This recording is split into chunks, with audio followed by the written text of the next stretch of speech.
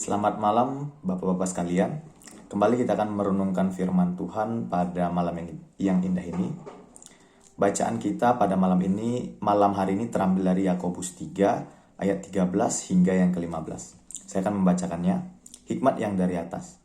Siapakah di antara kamu yang bijak dan berbudi? Baiklah ia dengan cara hidup yang baik menyatakan perbuatannya oleh hikmat yang lahir dari kelemah lembutan. Jika kamu menaruh perasaan iri hati dan jika kamu mementingkan diri sendiri, janganlah kamu memegahkan diri dan janganlah berdusta melawan kebenaran. Itu bukanlah hikmat yang datang dari atas, tetapi dari dunia, dari nafsu manusia, dari setan-setan. Demikian pembacaan firman Tuhan. Sebelum kita masuk ke pemberitaan firman Tuhan, saya ingin menyapa Bapak-Bapak sekalian. Bagaimana kabarnya? Saya harap Bapak-Bapak sekalian sehat-sehat, baik-baik saja dan luar biasa. Ya meskipun kita masih dalam keadaan pandemi, tetapi sukacita harus tetap ada dalam hati kita. Sebelumnya saya perkenalkan diri dulu, saya Eikel Bremas Bayang, mahasiswa PPL 4 dari Universitas Kristen Satya Wacana yang sedang menjalankan praktek lapangan yang keempat di GPIB ATK Ambarawa. Dan saya juga mengucapkan terima kasih karena warga jemaat dan pendeta GPIB Ambarawa menerima saya dan beberapa teman saya dengan sepenuh hati dan sukacita. Bacaan kita pada malam hari ini, Bapak Ibu, Bapak sekalian, bertema Aku berhikmat. Jadi aku berhikmat dengan menggunakan tanda tanya. Sehingga bacaan pada hari ini ingin mengajak kita untuk berefleksi. Sekarang saya ingin bertanya kepada Bapak Ibu. Mungkin dalam satu hari ini Bapak Ibu telah melakukan banyak hal. Melakukan pekerjaan-pekerjaan, bertindak, atau membuat suatu keputusan. Namun pernahkah Bapak Ibu berefleksi atau bertanya, apakah setiap yang saya perbuat, setiap keputusan yang saya ambil sudah menunjukkan bahwa saya berhikmat? Firman Tuhan kali ini ingin mengajak kita. Kita harus kembali mengingat apa yang telah kita lakukan. Lalu merefleksikan apakah kita berhikmat. Nah sebelumnya kita harus tahu dulu apa itu hikmat. Hikmat itu berbeda dengan kepintaran Bapak Ibu. Bapak sekalian, hikmat. Memang dalam Alkitab hikmat itu sering dilawankan dengan kata bodoh. Kita juga tahu bahwa lawan kata bodoh itu pintar gitu ya. Namun hikmat dan pintar itu berbeda. Pintar itu adalah keunggulan intelektual seseorang. Namun hikmat lebih kepada pendewasaan diri. Sehingga hikmat lebih ke arah bagaimana dia mengambil keputusan. Alkitab menjelaskan, siapakah di antara kamu yang bijak dan berbudi? Baiklah dengan cara hidup yang baik menyatakan perbuatannya oleh hikmat yang lahir dari kelemah lembutan.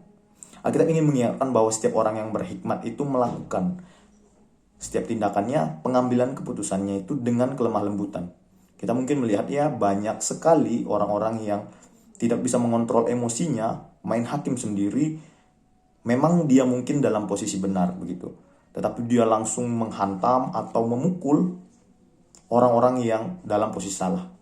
Nah, saya rasa ini bukan ciri orang berhikmat gitu. Karena ciri orang berhikmat itu dia melakukan tindakannya dengan kelemah lembutan. Alkitab juga membedakan Bapak-bapak sekalian bahwa hikmat yang dari diri sendiri dan hikmat yang dari Tuhan. Gitu ya. Hikmat yang dari diri sendiri dijelaskan pada ayat yang keempat, jika kamu menaruh perasaan iri hati dan kamu mementingkan diri sendiri, gitu ya.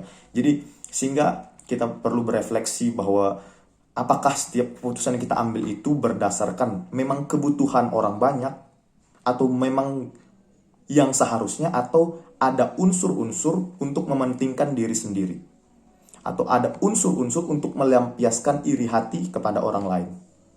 Nah, kalau di dalam diri kita masih ada hal-hal yang seperti itu, maka Alkitab mengatakan bahwa hikmat kita itu bukan hikmat yang daripada Tuhan.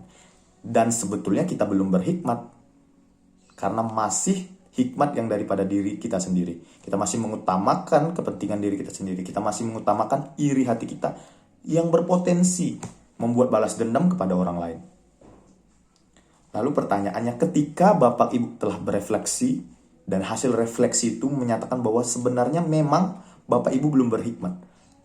Bapak-bapak sekalian mungkin masih menggunakan iri hati sebagai dasar pengambilan keputusan, atau masih mementingkan diri sendiri dalam setiap tindakan.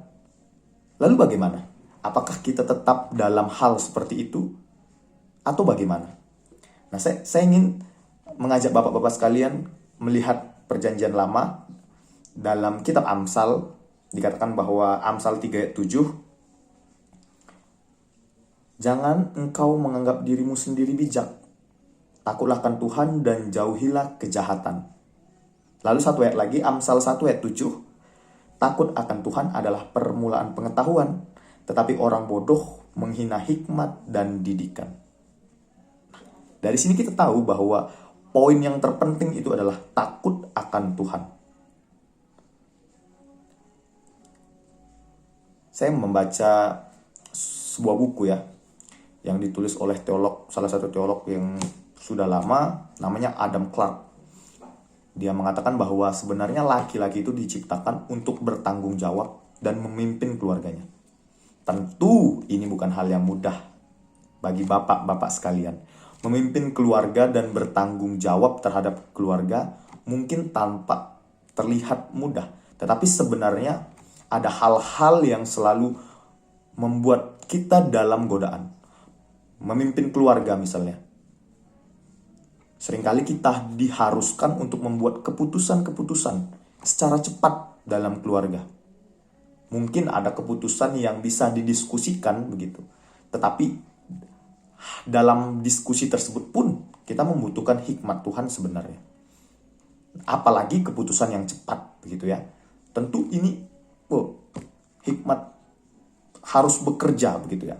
Saya salut ya dengan salah satu tokoh Alkitab yang bernama Salomo. Ya, dikatakan bahwa Salomo itu raja yang berhikmat karena memang dia meminta hikmat kepada Tuhan. Saya sangat tercengang ketika dia membuat sebuah keputusan.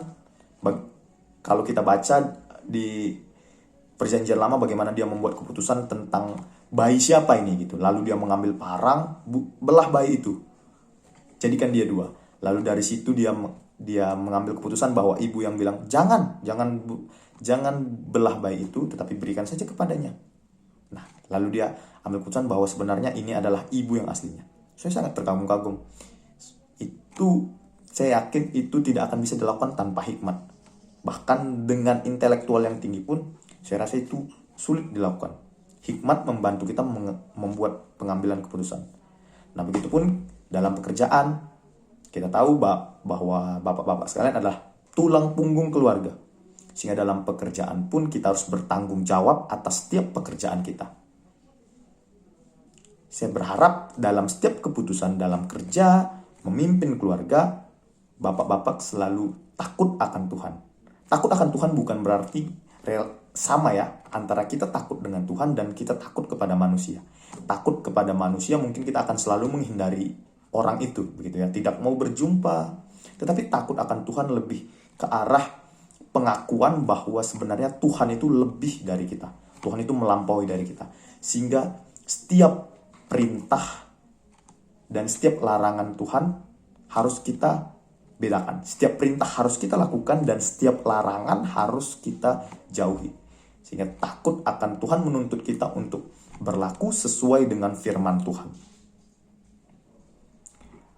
Sehingga dalam kehidupan sehari-hari ketika bapak ibu mempraktekkan takut akan Tuhan dalam setiap pengambilan keputusan, dalam setiap tindakan yang dilakukan, maka percayalah sebenarnya kita telah melakukan apa yang Tuhan inginkan. Dan apa yang Tuhan inginkan menunjukkan kita bahwa kita berhikmat. Mari berefleksi bagi yang belum berefleksi. Apakah tindakan kita sudah menunjukkan bahwa kita berhikmat atau belum? Bagi yang sudah, pertahankan, bahkan tingkatkan. Karena berhikmat bukan suatu titik. tetapi dia suatu proses belajar yang terus-menerus, sehingga kita tidak bisa sampai ke suatu titik yang menunjukkan bahwa kita benar-benar berhikmat, tetapi dia suatu proses yang terus berjalan. Sehingga dalam kehidupan sehari-hari, setiap keputusan, setiap tindakan kita itu tidak berdasarkan pada diri kita sendiri, melainkan berdasarkan pada apa yang Tuhan mau, dan itu menunjukkan bahwa kita berhikmat dan sesuai dengan perintah Tuhan. Amin.